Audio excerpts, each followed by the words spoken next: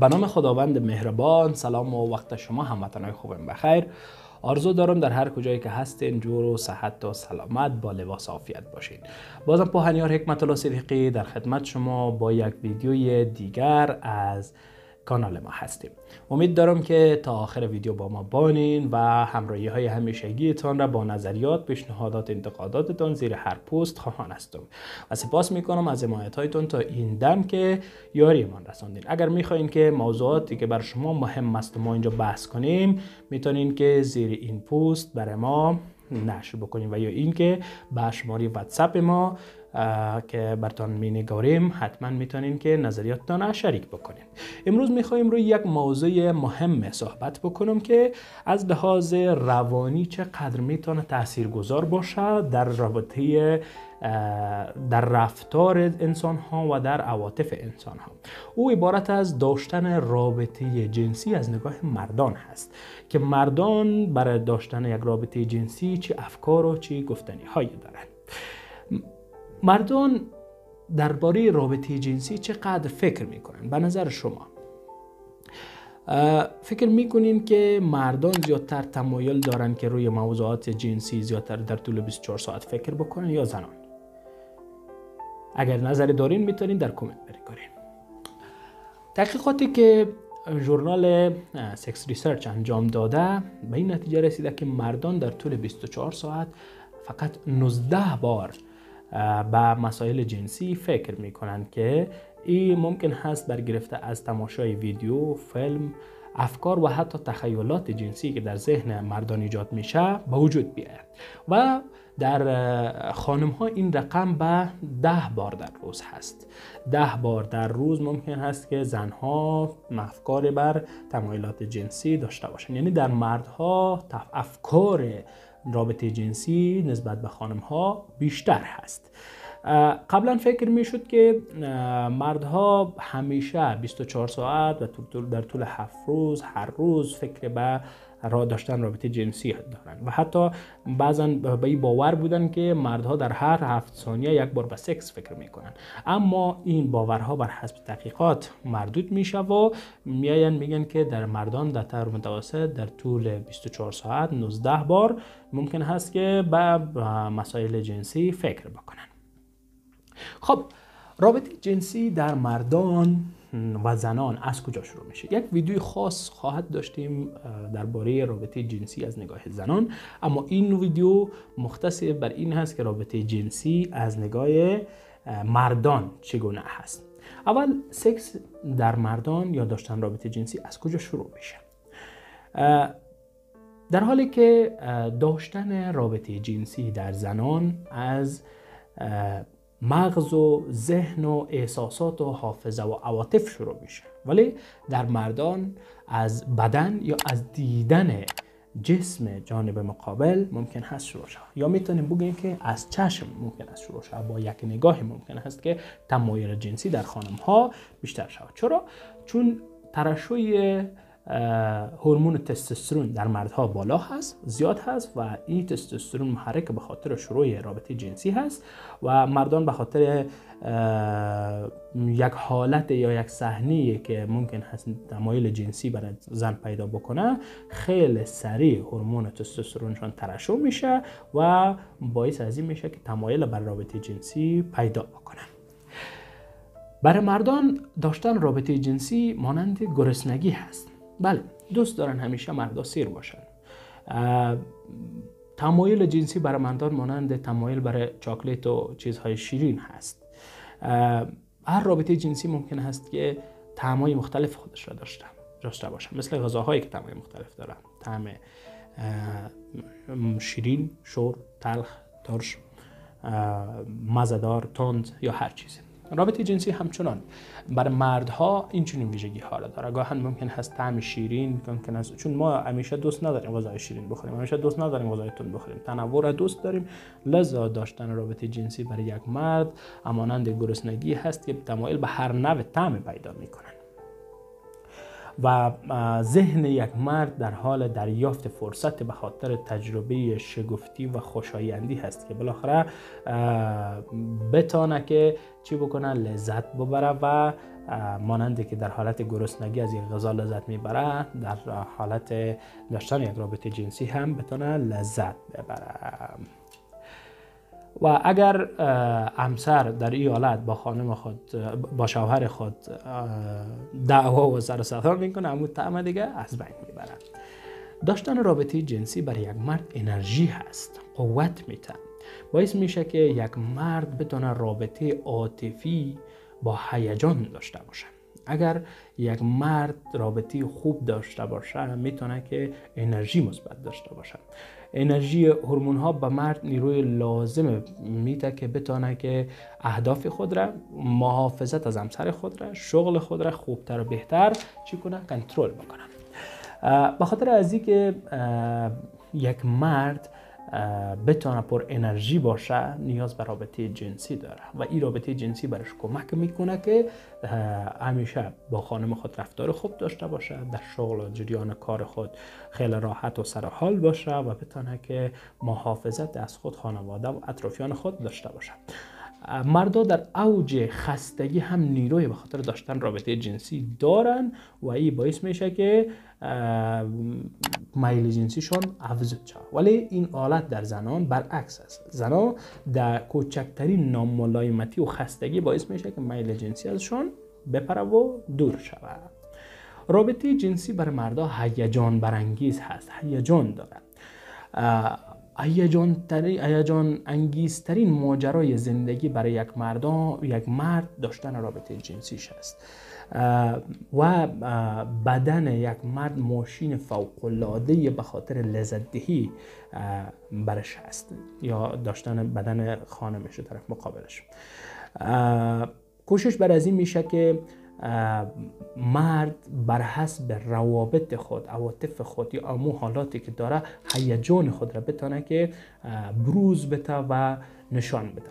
حالا ما بر یک غذا، ما بر یک مسکن، ما بر یک جای چقدر هیجان می داشته باشیم برای اولین بار میبینیم. به مو شکل کوشش میشه که برای مردها رابطه جنسی اما طور باید ایجاد شود که مردها بتونن واقعا هیجانات خود را ابراز بکنن، هیجانات مثبت خود را.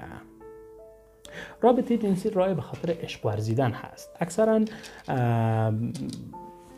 خانم ها و مردها جنجال ها و مشکلات خانوادگی که می داشته باشند به دلیل عدم تمایل با همدیگر برای داشتن رابطه جنسی در فرصت های نزدیک هستند و این خاطر باعث میشه که جنجال ها برشان ایجاد شود. پس بیشتر میتونه که رابطه جنسی کمک بکنه که زن و شوهر با یکی دیگه خود عشق بورزن و بیشتر حتی میگن که مردها در رابطه جنسی یک مقدار خودخواه نامیده میشن، چون اونا خواهان رابطه دو طرفه با لذت مساوی هستن و ممکن هست که زنها به می حالت نتارن برسن و این کمک نکنه که مرد بتونه عشق واقعی را بیان میکنه. پس به خاطر از اینکه جنجال های خانوادگی از بین بره، داشتن رابطه جنسی به خاطر عشق ورزیدن برای مرد و زن خیلی کمک میکنه که مرد عشق واقعی را برای زن خود بورزه و رابطه جنسی خودش عشق است. وقتی شما یک روز پر از هیجان، پر از جنجال، پر از کار، پر از مشغله را سپری میکنین یا یک مرد سپری میکنه، داشتن یک رابطه عاطفی، داشتن یک رابطه جنسی به معنای حمایت و آرامش است برای مرد. کمک میکنه که بعد بتونه که تسکین بده یا آرامش بده ذهن خود. ممکن است که این حالت باز حالت اتهامبار را برای مرد ایجاد بکنه و ناراحتی برش ایجاد بکنه که خانم ها باید بگوین که تمام خواسته تو یک رابطه جنسی است، در حالی که امو رابطه جنسی برای مرد کمک میکنه که احساس آرامش برای ذهنش، برای خودش و حتی این باعث میشه که بتونه تعلق بیشتر، تعلق عمیق برای خانواده خود، وفاداری و خوشبینی نسبت به همسر خود پیدا بکنه. اگر این نباشه ممکن هست کمتر باشن. خب بیشتر زنان در رابطه عاطفی نیازمند امنیت و آرامش هستند، ولی تا زمانی که احساس آرامش و امنیت نکنند بیشتر دوست ندارن که به طرف رابطه برن. اما مردها همیشه دوست دارن که در یک حالت بالاخره نزدیکی و رابطه عاطفی داشته باشند. داشتن رابطه جنسی راه به خاطر بیان احساسات است. مردها ممکن است در طول روز با تنش‌ها و ناراحتی‌های جریان روز مواجه شوند و این نگرانی‌ها ممکن است که در محیط کار باشه، باعث شود که ناراحت شود با خودش، با همکارش. با این ناراحتی خود را میتونه که از طریق داشتن رابطه جنسی با همسر خود چی بکنه؟ بیان بکنه، ابراز بکنه. ممکن است که خانم‌ها به راحتی این مسئله را درک نکنند و قابل درک نباشه، چون تا زمانی که احساس آرامش امنیت خانم نداشته باشه نمیتونه که از رابطه جنسی یا از رابطه طرف خود آگاهی داشته باشه. پس این حالت باعث میشه گاهن دیده باشین در حالت نگرانی و ناراحتی مردها خیلی دوست دارن یک کسی باشه و در کنارشان باشه و بتونه که برشان ابعاد عاطفی را مرفوع بکنه و این یکی از او اما داشتن رابطه جنسی است، چون ممکن هست که حالت پشیمانی و ندامت داشته باشه و او حالت ممکن در زبان آورده نتونه، از طریق رابطه جنسی میتونه که ابراز احساسات خودش را بکنه. اوج لذت جنسی در مردان فکر میکنین چقدر زمان بگیره؟ اوج لذت جنسی در مردان در 3 دقیقه الی 5 دقیقه اول ممکن هست که حاصل شود، ولی در خانم ها ممکن است در 10 دقیقه اول حاصل شود که اکثرا مشکل ساز برای رابطه جنسی بین زن و شوهر میشه که خوب است زن و شوهر در این انصب با هم مصالحه داشته باشن و به یک تفاهم خوبی برسن. ماشین نیاز جنسی هر مرد در هر 3 روز 1 بار روشن میشه.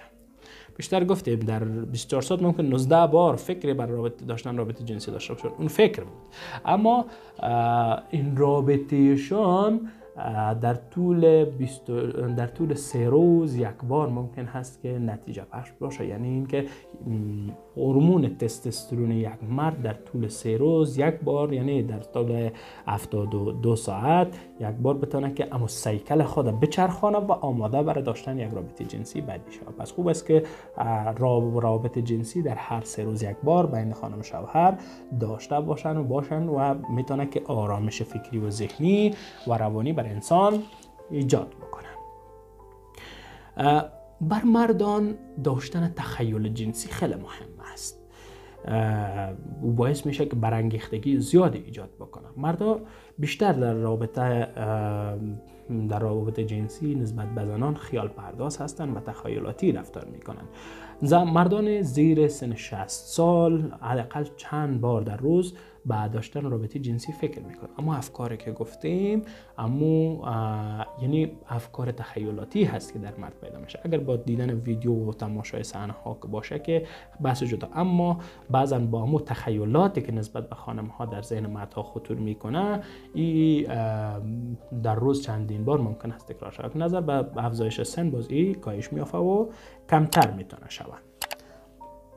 صحبت کردن در طول رابطه جنسی برای مردها زیاد خوشایند نیست. ممکن است که خانم ها در طول رابطه جنسی دوست داشته باشن صحبت بکنن، اما مردها زیاد علاقه نداره. بسیار کم مردها خواد باشن که علاقه زیادی در این حالت داشته باشن، چون حرف زدن تمرکز حواس مردها را کم میکنه و مردها در حالتی که باید صحبت بکنن از نیمکره چپ خود استفاده بکنن و داشتن رابطه جنسی فشاری که میاره استفاده از نیمکره راست یک مرد هست. پس اینجا نیمکره ها با هم برهم میخورن، باعث میشه که فعالیت یک مرد را دشوار بسازه.